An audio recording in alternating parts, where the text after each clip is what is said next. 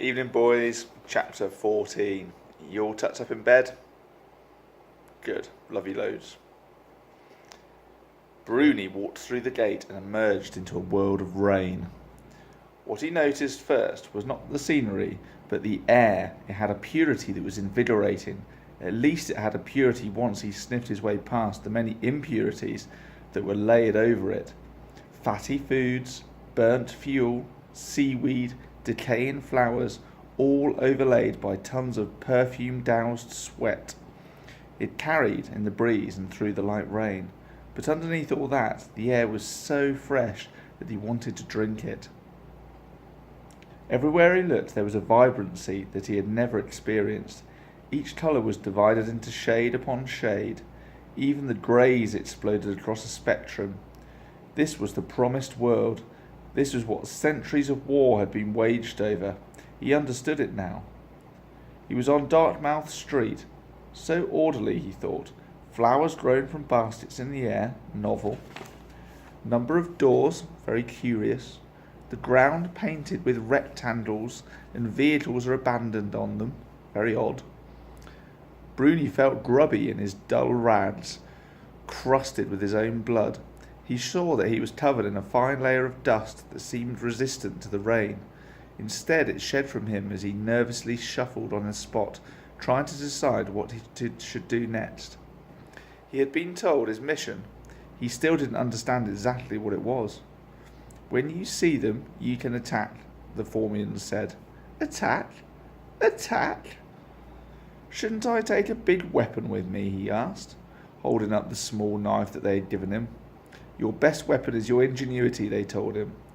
"While I appreciate the compliment, I'm not sure it will be entirely sufficient."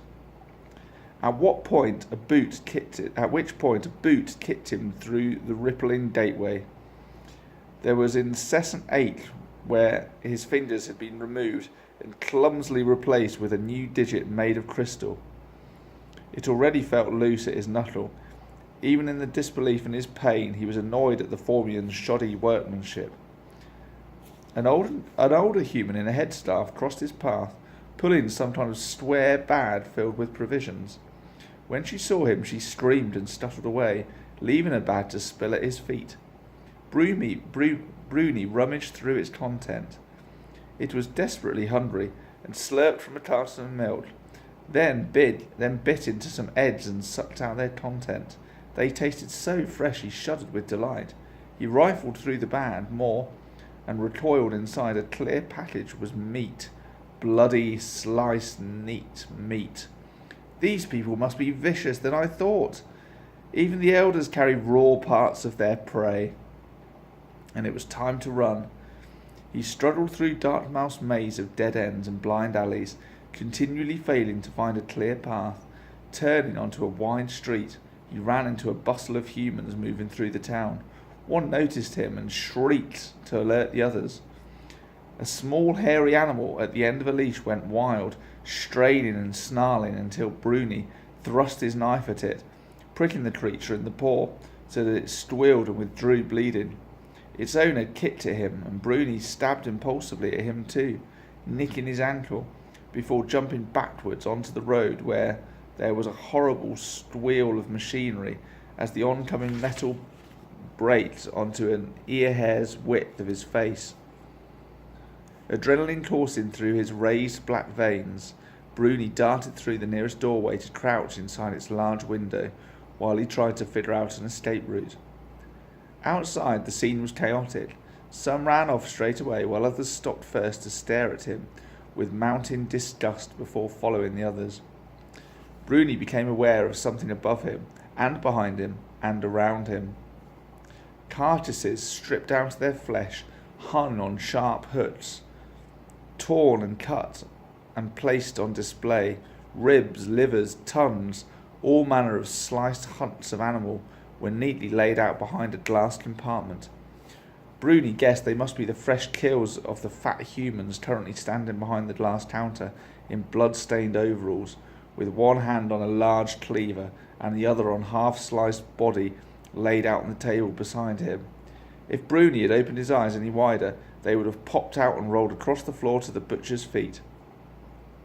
On the street, there was a squeal of metal, a great roar as another vehicle arrived through the crowd of humans that was heading in the opposite direction. A figure emerged from it, tall and imposing, fully armoured and yielding a gun.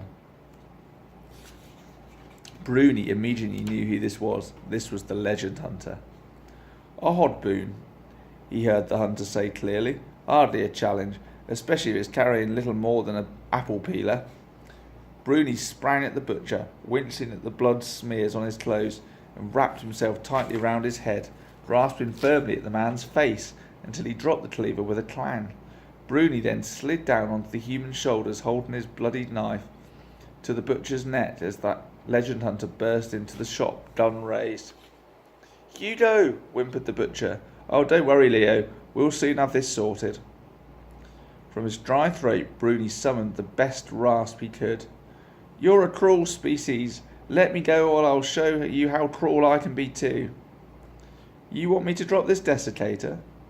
"Now," said Bruni, pulling tighter on the knife.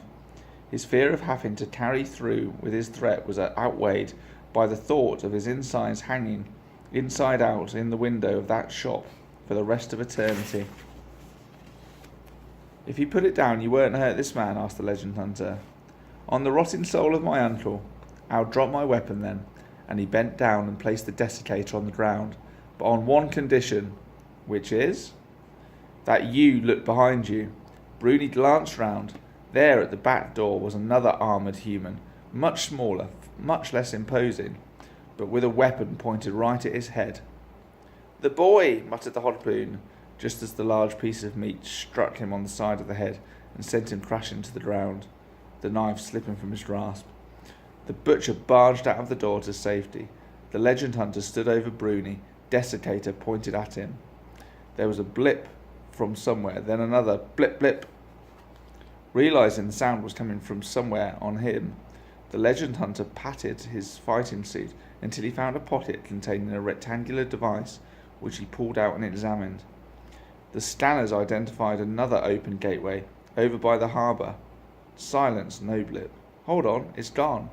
Another, again. Very odd. Anyway, where were we?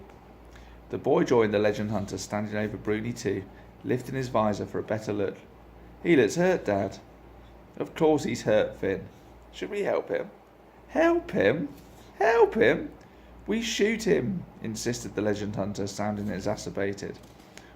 "But he's just lying there," said the boy. "So what? We bring him home for tea and biscuits? No, we desiccate him." "You desiccate him. Here's your chance for a first confirmed hunt." The boy looked pained. "That just doesn't feel right," said the boy. "Oh, stop babbling, Finn, and do it." Wait, interjected Bruni. The humans faced him.